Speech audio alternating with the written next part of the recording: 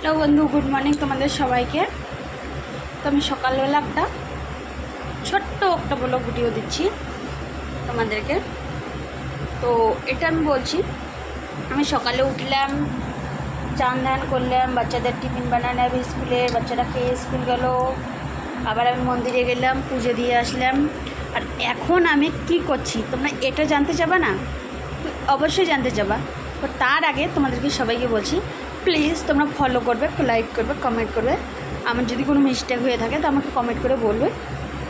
আর একটাই কারণ, এটা শ্রাবণ মাস, তো তোমরা সবাই ভোলে বাবার জল ঢালতে যাবা, সবাই প্রতি সোমবার নিরামিষ খাবা। তো সবার জন্য শিব ঠাকুর মঙ্গল কামনা করবে। সবাই তোমরা শিবের ভক্ত, তো সবাই শিবের নাম নিও। তো আমি দেখো এখন পুজো করে এসে মানে জল ঢালা ভাত খাচ্ছি। দেখো এখানে কিন্তু আমি জল ঢালা ভাত নিয়েছি।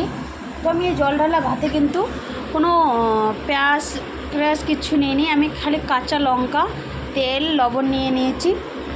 তো তাই দিয়ে আমি ভাত খাচ্ছি। এমনিতেই আমাকে পেঁয়াজ রসুন অতটা একটা ভালো লাগে না। তো তার সঙ্গে নিয়ে নিচ্ছি ভেন্ডি ভাজা আর দুটো বেগুনের পিচ, রাতে ছিল তাই দিয়ে খাচ্ছি। তো গাইস, আমরা গরিব মানুষ, ভালো খেতে পারি না। তোমরা ভালো করে কীভাবে চলবো তোমরা আশীর্বাদ করো। সবাই শিবের মাথায় জল ঢালো প্রত্যেক সোমবার, ভোলে বম যাও, সবাই সব কিছু করো। তো ভগবান শিবজি তোমাকে খুব আশীর্বাদ করবে। তো টাটা টাটা গাইস।